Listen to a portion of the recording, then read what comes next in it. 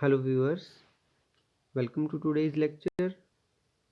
आज के इस लेक्चर में हम फिनोल्स की केमिकल रिएक्शंस पढ़ेंगे। तो आइए स्टार्ट करते हैं आज का हमारा लेक्चर। तो आज की पहली जो रिएक्शन है वो है एसाइलेशन ऑफ फिनोल, और इस रिएक्शन में एस्टर्स की फॉर्मेशन होगी। तो इस रिएक्शन को पढ़ने से पहले आइए जानते हैं कि एसाइलेशन करवाएंगे कैसे और ये एसाइल ग्रुप होता क्या है। तो एसाइलेशन ऑफ फिनोल के लिए ये समझने के लिए पहले मैं कार्बोक्सिलिक एसिड का फॉर्मूला देख रहा हूँ। कार्बोक्सिलिक एसिड क्या होते हैं? RCOOH। अगर इसमें OH को हटा के हम क्लोरीन लगा देंगे तो ये बन जाएंगे एसिड क्लोराइड। और अगर इस क्लोरीन को मैं यहाँ से हटा दूँ एसिड क्लोराइड में से, तो जो पार्ट बचेगा उसको मैं बोलूँगा एसाइल ग्रुप। ये होता है भाई एसाइल ग्रुप। अब एसाइल ग्रुप के अंदर भी R की जगह पे अलग अलग ग्रुप आ सकते हैं। फॉर एग्जांपल CH3 आ सकता है, CH3CH2 यानी C2H5 आ सकता है। तो अकॉर्डिंगली इनके नेम अलग अलग होते चले जाएंगे। तो अगर CH3 ग्रुप आता है then it is acetyl chloride. Similarly acetyl group क्या होगा फिर? एसिटाइल क्लोराइड में से क्लोरीन हटा दीजिए, जो पार्ट बचेगा दैट इज एसिटाइल ग्रुप। ऐसे ही बेंजोइल क्लोराइड, बेंजोइल क्लोराइड में क्या हुआ भाई? आर ग्रुप की जगह जो एसिड क्लोराइड है उसमें आर की जगह C6H5 आ गया है। और अगर इसका क्लोरीन हटा दें तो जो ग्रुप बनेगा उसको हम क्या बोलेंगे? Benzoyl group. तो एसाइलेशन करवाने के लिए हम एसिड क्लोराइड का यूज़ कर सकते हैं, साथ ही हम एसिड अनहाइड्राइड का भी यूज़ कर सकते हैं। अब एसिड अनहाइड्राइड क्या होते हैं? एसिड अनहाइड्राइड कार्बोक्सिलिक एसिड के 2 मॉलिक्यूल लीजिए, उसमें से एक वाटर मॉलिक्यूल एलिमिनेट कर दीजिए आप, तो क्या बन जाएंगे भाई? Acid anhydride.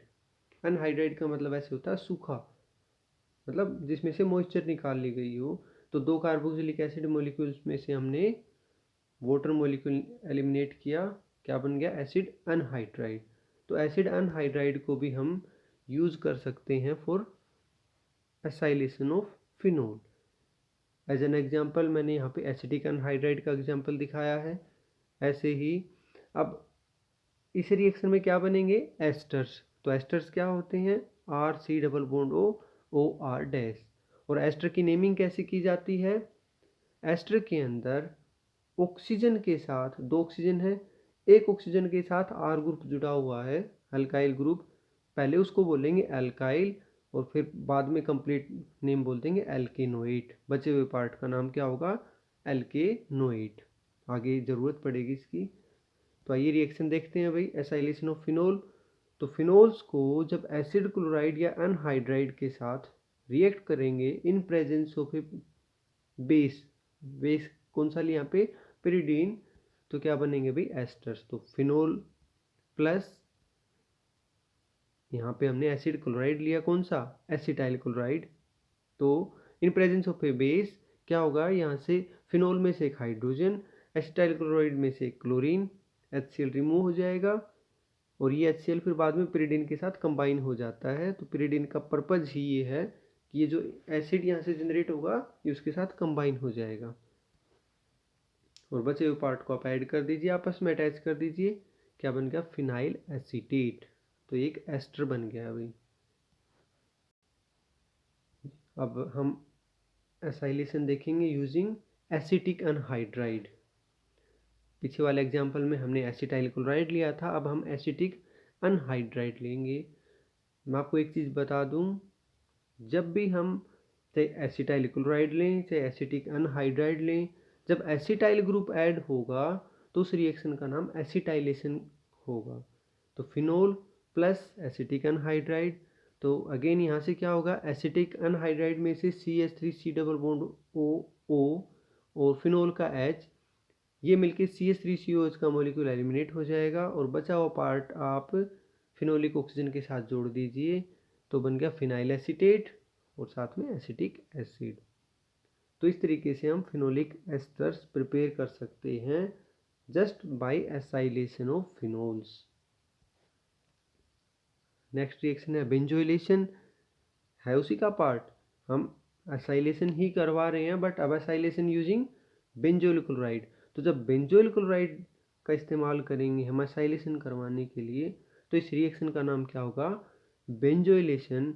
और एक और इम्पोर्टेंट चीज़ है इस रिएक्शन में, क्या कि जब भी बेंजोइल क्लोराइड यूज किया जाएगा एसाइलेशन में using a base aqueous NaOH, then this reaction is known as Schotten Baumann reaction.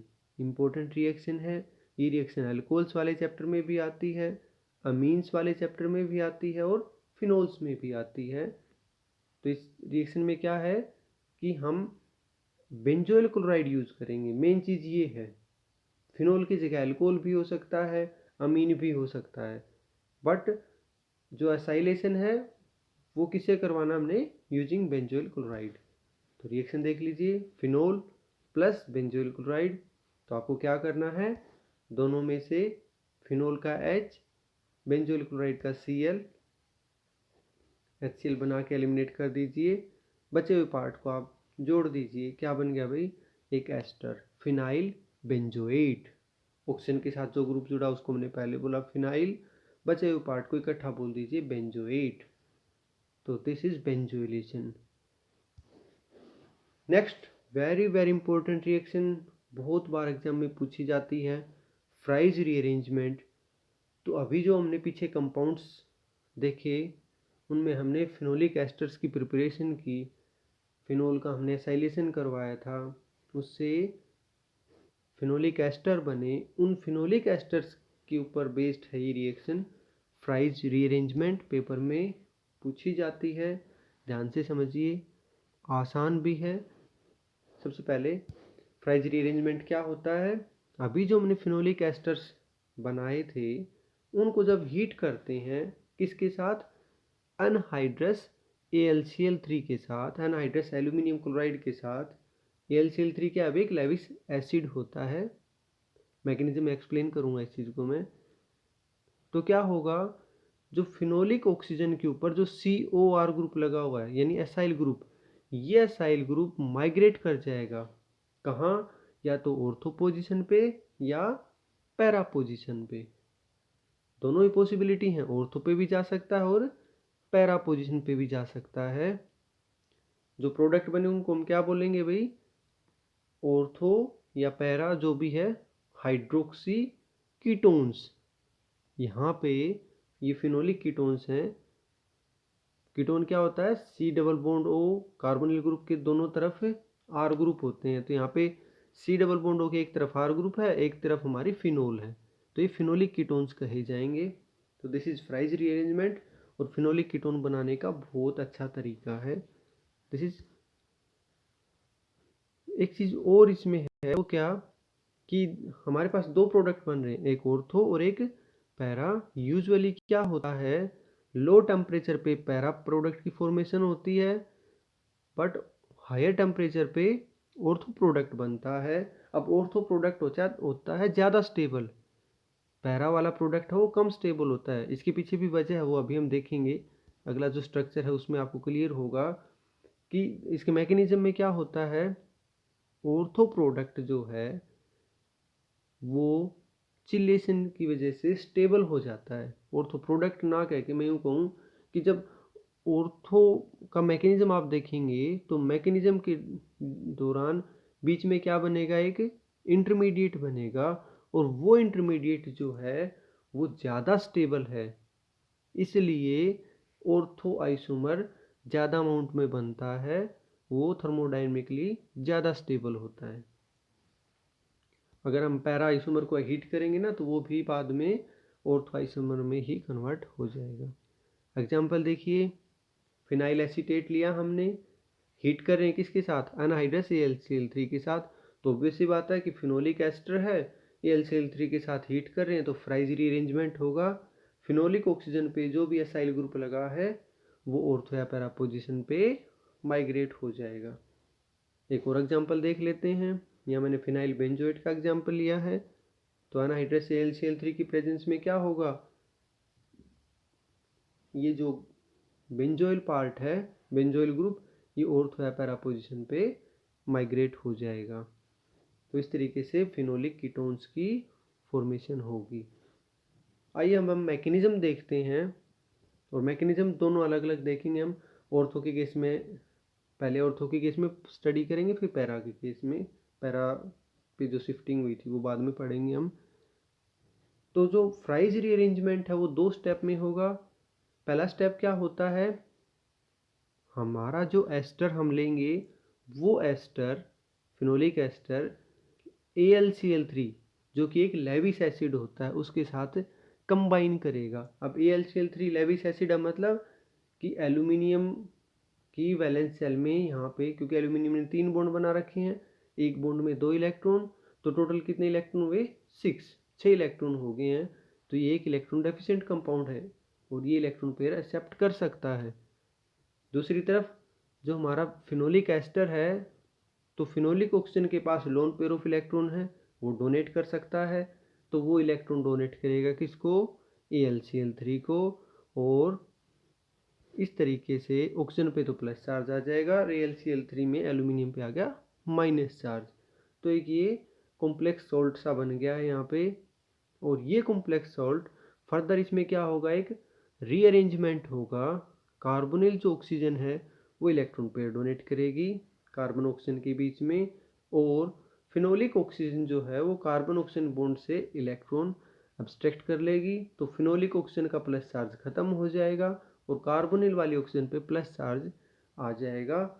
तो यहाँ ये जो बना RC triple bond O plus charge, ये जो कैटाइन बना है ये रेजोनेंस स्टेबलाइज्ड है। कैसे होगा इसमें रेजोनेंस, देखिए ट्रिपल बॉन्ड के इलेक्ट्रॉन्स ऑक्सीजन की तरफ शिफ्ट हो जाएंगे, तो ऑक्सीजन का प्लस चार्ज खत्म हो जाएगा, प्लस चार्ज जब आ जाएगा कार्बन के ऊपर, तो क्या बन गया भाई RC डबल बॉन्ड और कार्बन पे plus charge.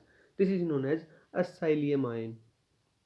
Very important, 1 number में क्वेश्चन पूछा जा सकता है कि जो फ्राइज रीअरेंजमेंट है उसमें एज एन इंटरमीडिएट कौन सा कार्बोकैटाइन बन रहा है या कौन सा इलेक्ट्रोफाइल बन रहा है, क्योंकि एक RC डबल बॉन्ड O और कार्बन पे प्लस चार्ज, ये अब एक इलेक्ट्रोफाइल का काम करेगा।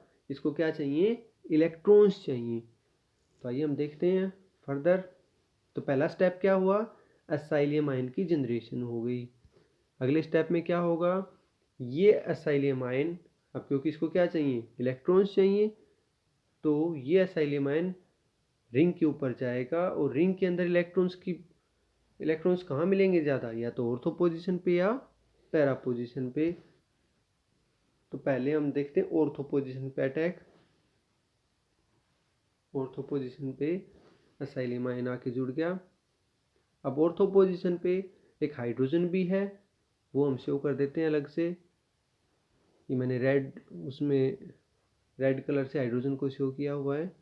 अगले स्टेप में क्या होगा, ये हाइड्रोजन अपना इलेक्ट्रॉन किसको देके, रिंग को देगी, और रिंग का एरोमेटिक कैरेक्टर वापस आ जाएगा, और डबली बॉन्डेड ऑक्सीजन वाले जो इलेक्ट्रॉन है वो ऑक्सीजन की तरफ शिफ्ट हो जाएंगे, उसका प्लस चार्ज खत्म हो जाएगा, और किस चीज़ की फॉर्मेशन हो जाएगी भाई, एरोमेटिक कैरेक्टर वापस आ गया रिंग का, हाइड्रोजन यहाँ से बाहर चला गया और एक इंटरमीडिएट बन गया। फर्दर क्या होगा, हाइड्रोनियम आयन से एक हाइड्रोजन आप ऑक्सीजन को दे दीजिए, ये हाइड्रोजन कहाँ अटैच हो जाएगा, ऑक्सीजन के ऊपर, AlCl3 यहाँ से बाहर चला जाएगा, पीछे क्या बच गया, ऑर्थो प्रोडक्ट जो हमारा फिनोलिक कीटोन है। तो आई होप आपको समझ आया होगा। एक बार फिर से देख लेते हैं हम ऑर्थो पोजीशन पे कि किस तरीके से अटैक हुआ। पहले स्टेप में क्या हुआ था, फिनोलिक एस्टर जो हमने लिया वो लेविस एसिड के साथ कंबाइन कर रहा है, लेविस एसिड के साथ कंबाइन करके एक कॉम्प्लेक्स सॉल्ट की फॉर्मेशन हुई, और ये कॉम्प्लेक्स सॉल्ट जो है फिर रीअरेंज हुआ, और रीअरेंज होके एक असाइलियम कार्बोकैटाइन बना। ये असाइलियम कार्बोकैटाइन यहाँ पे एक इलेक्ट्रोफाइल का काम करेगा, और ये असाइलियम कार्बोकैटाइन अब रिंग के अंदर अटैच होगा ऑर्थो पोजीशन पे, पैरा पे भी अटैच हो सकता हूँ, बाद में देखेंगे। और फिर फर्दर जो ऑर्थो पोजीशन पे हाइड्रोजन है वो रिंग को इलेक्ट्रॉन दे के रिंग को वापस उसका एरोमेटिक कैरेक्टर दे जाएगा, और लास्ट स्टेप में हमने देखा कि हाइड्रोनियम आयन से एक हाइड्रोजन जो है वो फिनोलिक ऑक्सीजन पे अटैच होके और ऑर्थो प्रोडक्ट की फॉर्मेशन हो गई। तो ये था भाई ऑर्थो रीअरेंजमेंट। अब देखते हैं पैरा पोजीशन पे अटैक होगा तो पैरा सब्स्टिट्यूटेड प्रोडक्ट कैसे बनेगा। पहला स्टेप वही रहेगा जैसा हमने किसमें देखा था, ऑर्थो रीअरेंजमेंट में। यहाँ पे वही फिनोलिक एस्टर है वो लेविस एसिड पे अटैक करेगा, कॉम्प्लेक्स सॉल्ट की फॉर्मेशन होगी जो कि फर्दर रीअरेंज होके और एक एसाइलियम कार्बोकेटाइन बनाएंगे जो कि रेजोनेंस स्टेबलाइज्ड है। तो एसाइलियम कार्बोकेटाइन जो कि एक इलेक्ट्रोफाइल है वो जनरेट हो गया। अब ये एसाइलियम कार्बोकेटाइन रिंग में पैरा पोजीशन पे अटैक करेगा। तो पैरा पोजीशन पे अटैक देखिए कैसे आप शो करेंगे, ये थोड़ा ध्यान से देखना। आपको ऑर्थो पे करना होता तो बस इतना कर, यहीं से हम जो ऑर्थो वाले इलेक्ट्रॉन्स हैं, डबल बॉन्ड वाले इलेक्ट्रॉन्स, वो हम एसाइलियम कार्बोकेटाइन को डोनेट करवा देते। बट क्योंकि पैरा पोजीशन पे अटैक करवाना है तो हम क्या करेंगे, पहले आप ऑक्सीजन के इलेक्ट्रॉन्स को फिनोल की तरफ शिफ्ट करवाएंगे, फिर डबल बॉन्ड को और आगे शिफ्ट करेंगे और फिर पैरा वाले जो इलेक्ट्रॉन्स हैं, पैरा पोजीशन पे जो डबल बॉन्ड है, उन इलेक्ट्रॉन्स को आप एसाइलियम कार्बोकेटाइन को डोनेट करवाएंगे और वहाँ पे हमारा एसाइलियम कार्बोकेटाइन अटैच हो जाएगा। पैरा पोजीशन की हाइड्रोजन मैंने अलग से शो कर रखी है। अगले स्टेप में वही करना है आपको। वाटर की प्रेजेंस में ये हाइड्रोजन यहाँ से आपको बाहर करना है। हाइड्रोजन अपने इलेक्ट्रॉन दे देगा रिंग को, रिंग जो है वापस अपना एरोमेटिक कैरेक्टर गेन कर लेगी और इस तरीके से एक और इंटरमीडिएट बन जाएगा। और लास्ट स्टेप में एक H आयन जो है वो फिनोलिक ऑक्सीजन पे अटैच कर दीजिए, AlCl3 और वाटर यहाँ से बाहर चले जाएंगे। इस तरीके से हमारा पैरा सब्स्टिट्यूटेड प्रोडक्ट भी बन जाएगा। तो ये था पैरा रीअरेंजमेंट। एक बार फिर से देख लेते हैं कि पैरा पोजीशन पे क्या हुआ। पहले स्टेप में ऑर्थो और पैरा में पहला स्टेप सेम है, कौन सा, एसाइलियम कार्बोकेटाइन की जनरेशन, कि फिनोलिक एस्टर लेविस एसिड के साथ कंबाइन होगा और उसे कॉम्प्लेक्स सॉल्ट बनेगा जो कि रीअरेंज होके एसाइलियम कार्बोकेटाइन बनाएगा। अगले स्टेप में क्या करवाना है, एसाइलियम कार्बोकेटाइन जो है वो पैरा पोजीशन पे अटैक करेगा और पैरा पोजीशन पे अटैक करने के बाद लास्ट स्टेप में आपको क्या करना है, फिनोलिक ऑक्सीजन को एक H आयन दे देंगे तो वहाँ से पैरा प्रोडक्ट बन जाएगा। तो ये था अभी फ्राइज रीअरेंजमेंट, पेपर में बार बार पूछा जाता है, इम्पोर्टेंट है। आई होप आपको समझ आ गया होगा। ये कुछ क्वेश्चंस देख लेते हैं। पहला क्वेश्चन है, following process is involve in स्कॉटन Bowman reaction. इनमें से कौन सा प्रोसेस जो है वो स्कॉटन बाउमन रिएक्शन में होता है। ऑप्शंस हैं एसिटाइलेशन, बेंजोइलेशन, हैलोजिनेशन या D all of the above. अगला क्वेश्चन है, benzoylation is carried out using A benzyl chloride, B benzal chloride, C benzo trichloride और D benzoyl chloride. Next question, एक reaction दिखाई है, फिनोल, पहला step में इसका एसिटाइलेशन करवाना है, सेकंड स्टेप में इसको हीट करना है AlCl3 की प्रेजेंस में और थर्ड स्टेप है एक्वस HCl प्रोडक्ट बनेगा। तो हमें इस प्रोडक्ट का बताने कि प्रोडक्ट क्या बनेगा, A ortho hydroxy acetophenone, B meta hydroxy acetophenone, C para hydroxy acetophenone, D mixture of ortho and para hydroxy acetophenone. Next question is, when a phenolic ester is heated with anhydrous AlCl3, the Sil group migrates from the phenolic oxygen to A ortho position, B meta position, C para position, D both A and C। ये तो definition ही है, पीछे आई थी lecture के अंदर। Next question, during Fries rearrangement which of the following intermediate is formed. Options are A carbene, B allyl carbocation, C phenyl cation, D acylium cation. Thank you, that's all for today.